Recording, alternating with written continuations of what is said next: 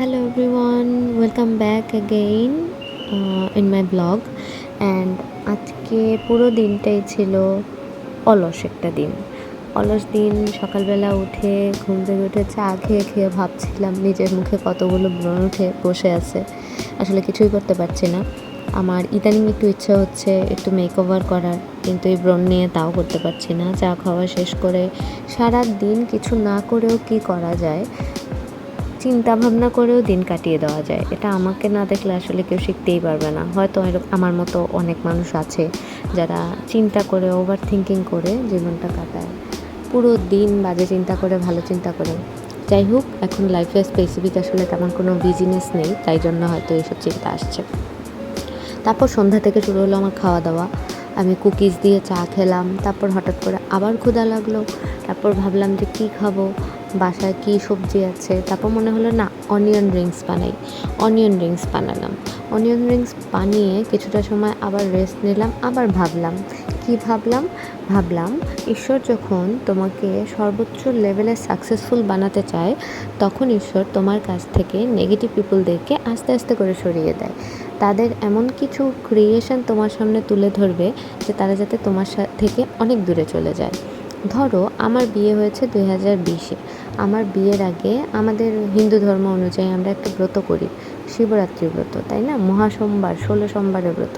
তো আমি হাজব্যান্ড কামনা না করেই এই ব্রতটা করতাম। তো তখন আমি হঠাৎ করে আমার বিয়ে হয়ে গেল 2020-এ, অ্যান্ড আনএক্সপেক্টেড ওয়েতে। আমি কিন্তু চাইনি, হ্যাঁ, যে আমার জামাই লাগবে, আমি বিয়ে করে ফেলবো। আমার ফোকাস ছিল আমি লাইফে কিছু একটা করবো, চাকরি বাকরি করবো, দেন বিয়ে করব। বাট ফ্যামিলি থেকে বলল, আমিও বিয়ে করে ফেললাম। সেটা আমার লাকে লেখা ছিল, যেহেতু বলা হয় জন্ম মৃত্যু বিয়ে 3 বিধাতা নিয়ে, তো আমার বিয়েটা তখনই লেখা ছিল। অনেকে আবার জামাই আশা করে বিয়ে সেই ব্রতটা করছে, কিন্তু মনে মনে কুটনামি করছে, মানুষের সম্পর্কে বদনাম ছড়াচ্ছে, নিজে ভালো সেজে অন্যকে খারাপ বানাচ্ছে। এর ফলাফল যে কী ভয়াবহ হয়, সেই মানুষগুলো আসলে বোঝে না। তারা নিজের জীবনে নিজেই কাল ডেকে আনে।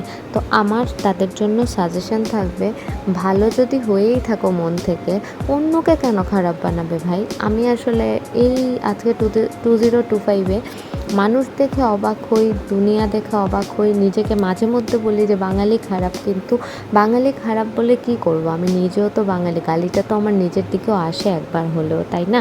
তো কিন্তু আমি বাঙালি হয়েও এটা বুঝতে পারছি, তার মানে আমার মধ্যে কিছু না কিছু সেন্স তো বাকি আছে এখন পর্যন্ত। আর যারা এটা করে যাচ্ছে কিন্তু বুঝতে পারছে না যে তাদের পরিণতিটা কি ভয়াবহ হতে চলেছে, অবশ্যই তাদের জন্য আমার অনেকটা কনসার্ন এই ভিডিওতে।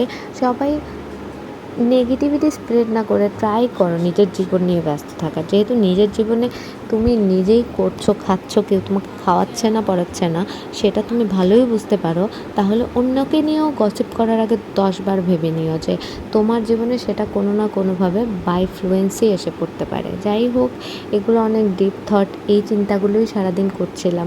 আমি আসলে এই ভিডিওতে না বলে মনে মনে ইচ্ছা হচ্ছিল ওই মানুষগুলোকে ফোন দিয়ে দিয়ে বলি যে আসলে এত জেলাসি করার কি আছে রে ভাই? হয়তো কারো স্টাডি খুব তাড়াতাড়ি ফ্লুয়েন্টলি শেষ হয়ে গেছে, হয়তো কারো বিয়ে তাড়াতাড়ি হয়ে গেছে, এই জন্য তাকে নিয়ে এত জেলাসি করতে হবে? না না, এটা ঠিক না। তোমরা ভালো থাকো, সুস্থ থাকো, আমার জন্য আশীর্বাদ করো। আর অন্যান্য যাদের জীবনে এই ধরনের মানুষ আছে তাদেরকে বলবো ওদের থেকে একটা স্পেস নিয়ে আলাদা থাকো, ওদের থেকে যতটা নিরাপদ দূরত্ব বজায় রাখবে ততই ভালো। কিন্তু আমাদের খারাপ লাগে আর কি, রিলেটিভের মধ্যে হলে ধরো আমাদের মা বাবাদেরও তো ওদের নিয়ে অনেক কষ্ট হয়, তাই তো? আমার মা বাবারা তো আমাদের মতো স্ট্রং না, ধরো ওরা তো ইমোশনাল, স্বাভাবিক ওদের খারাপ লাগে। তো সবার নিজের মা বাবাকে যতটা সম্ভব হ্যাপিনেস দেওয়ার চেষ্টা করো, তাদের সঙ্গ দাও, তাদের সাথে থাকো, তাদেরকে ফিল হতে দিও না যে কেউ একজন তার লাইফ থেকে চলে গেছে, কিন্তু যে চলে গেছে আসলে কি তাই আদৌ সে তার জন্য ফিল করছে কিনা। যাই হোক, এনিওয়েজ, তারপর আমি সব শেষে আমার বোন আমাকে আমার বিয়ের পরের প্রথম জন্মদিনে এই কার্ডটা বানিয়ে দিয়েছিল। প্রিটিনা কার্ডটা দেখতে আসলে খুব কিউট। এটাতে যতগুলো ছবি দেখতে পারবে আমার হার্টের সাথে অ্যাটাচড, ওর কিছু রাইটিংস ছিল, এইগুলো উল্টে পাল্টে দেখছিলাম আর ভাবছিলাম সময় কত তাড়াতাড়ি চলে যায়। আমার বিয়ের 5 বছর হতে চললো। এটা আমার মঙ্গলাচরণের দিনের ছবি, আশীর্বাদের দিন। এটা আমি একটা ছোটোখাটো সঙ্গীত ফাংশনের মতো করেছিলাম, যদিও এনজয় করার জন্য জাস্ট, এটা স্পেসিফিক ছিল না। যাই হোক, তো এখানে অনেকগুলো ছবি আছে, তোমরা দেখতে পারবে। তো সময় অনেক তাড়াতাড়ি চলে যায়। সময়কে যতটা আসলে এংজাইটি না নিয়ে কাটিয়ে হাসি খুশিভাবে কাটালে জীবনটাও ভালোভাবে কাটে। তাই সবার জন্য এটাই আমার কথা থাকবে যে সবাই ভালোভাবে জীবনটা কাটাও। মানে কাউকে নিয়ে আমরা গসিপ না করি, ভালো থাকি, সুস্থ থাকি, আর অন্যকেও ভালো থাকতে দিই ইম্পর্টেন্টলি। যাই হোক, আমার চ্যানেলটা সাবস্ক্রাইব করে একটা লাইক কমেন্ট করে দিও।